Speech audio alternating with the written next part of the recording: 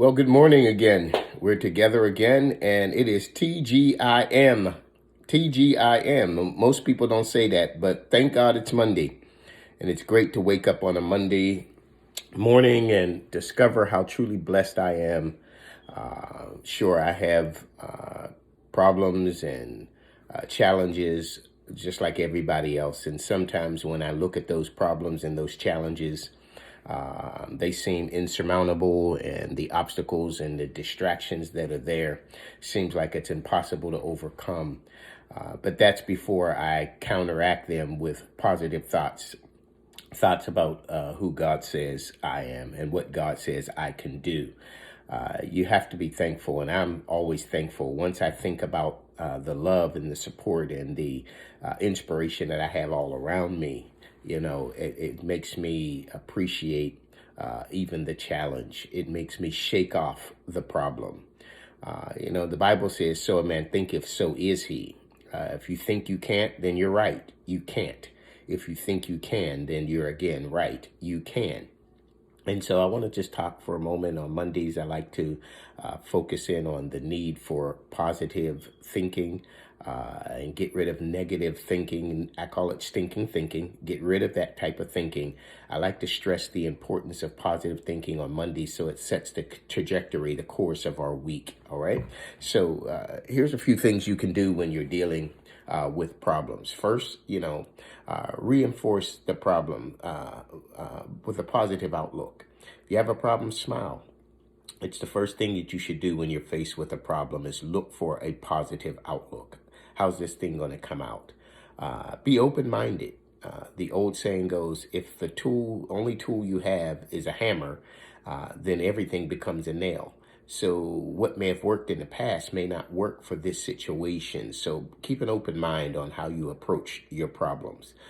Three, look down on the problem. Sometimes the problem we're trying to solve isn't the real problem. It may be a symptom of something else, of a bigger issue. So you want to look down on it. You want to get a good view of it and get a good understanding of it to make certain that it is actually the problem and not a symptom of another problem.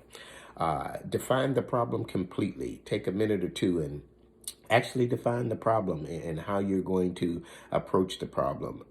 It isn't just is it a first time? Is it something isolated?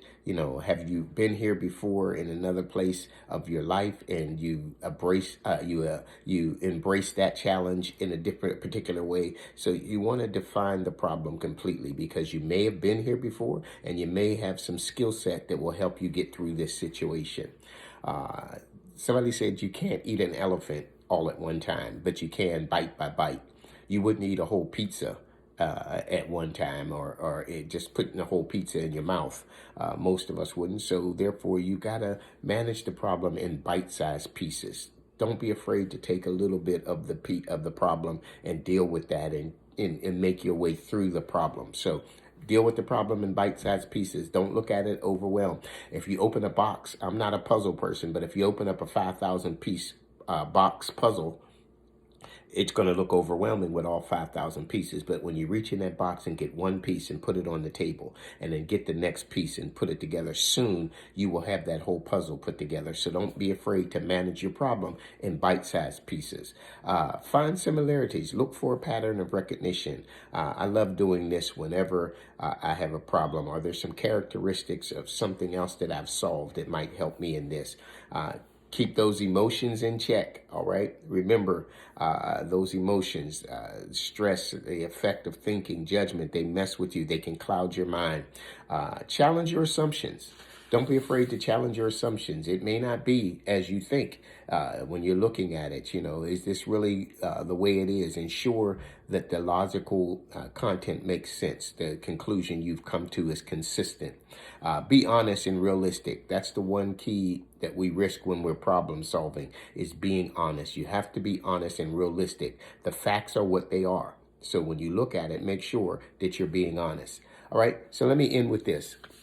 Here's a short inspirational story I like. It's called Shake Off Your Problems. A man's favorite donkey fell into a big hole and he couldn't get it out. So he decided to spare the donkey any pain and suffering. He would just bury him alive.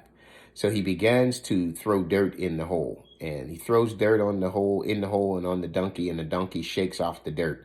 He throws some more dirt in the hole, and the donkey shakes off the dirt and steps on it. He throws some more dirt in the hole, the donkey steps on the dirt and steps on it. All right, so as this continues on, he keeps throwing dirt in. The donkey keeps shaking the dirt off and stepping on it. He shakes it off and steps on it. The more that he poured in, the more the donkey shook off and stepped on. By noon, the donkey was actually out of the hole, grazing in the field. Much of what we go through, we can get through if we learn to just shake off the problem and step on it. You'll be grazing in green pastures very soon. All right, take care. Go take on the day, knowing that you've been empowered to conquer your problems. I'll talk to you soon.